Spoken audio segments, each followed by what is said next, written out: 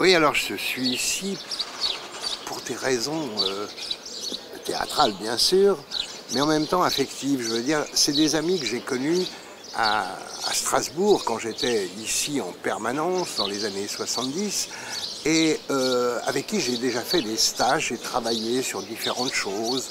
On est allé dans les bourgades des environs.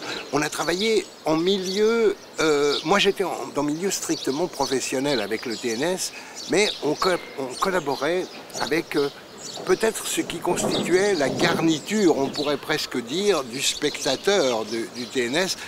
Bon, la masse de la population tournant autour notamment de l'école, autour de l'université plus tard, mais aussi autour des associations populaires. Et ces amis représentaient, disons, la passerelle, le pont, le passage entre le TNS et un public virtuel, ou un public réel d'ailleurs. Et donc ils m'ont demandé de revenir pour travailler un peu sur les mêmes bases.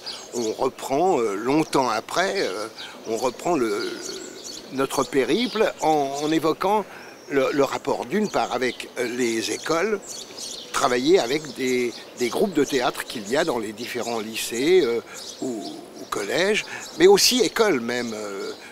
J'ai vu des plus jeunes même, et puis un public d'amateurs, au sens fort du terme, c'est-à-dire qu'ils sont non seulement amateurs de théâtre, mais ils pratiquent le théâtre en amateur, et puis en même temps quelques professionnels, quelques groupes professionnels qui ont décidé de faire un parcours ensemble autour de cette quinzaine strasbourgeoise intitulée l'aveu de théâtre, parce que c'est parti, et en même temps la digression, c'est parti de deux mouvement, on peut dire, d'une part, j'écris un texte qui s'appelle L'aveu de théâtre, qui va paraître bientôt en Suisse, et d'autre part, j'ai fait des digressions à la Comédie de Genève, j'en refais bientôt au Grütli à Genève, et ces digressions, c'est une façon, non pas de faire une répétition publique devant les gens, mais c'est une façon d'amener les gens à entendre des interprétations de spectacles.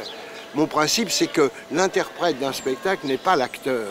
L'acteur, il est un passeur de signes, un passeur de mémoire, un passeur de code, alors que le spectateur va s'emparer de ça et se retrouver dans la place du lecteur. Quand le lecteur ouvre son Racine ou son Brecht, il va interpréter par sa lecture l'œuvre. Eh bien, l'interprétation, c'est le public qui l'a fait. Il interprète ce que la scène lui offre.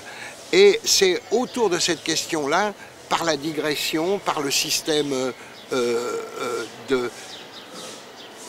d'éveil, on pourrait dire, d'alerte, on essaye simplement de donner au public l'idée qu'il faut aller chercher un peu plus loin. Il faut qu'il soit naïf dans la réception du spectacle, mais que, sorti du spectacle, il repose des questions que le spectacle lui a posées, qu'il se les repose pour lui et qu'il les règle pour lui.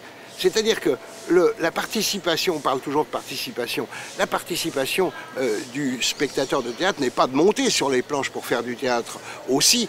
À ce moment-là, ça ne change pas le problème, il y a toujours un spectateur quelque part.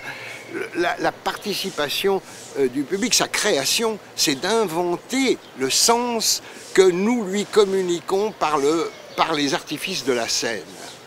Voilà, ça se tourne autour de ça et c'est autour de cette question qu'on arpente sous des formes différentes, avec des variantes, pendant une quinzaine de jours.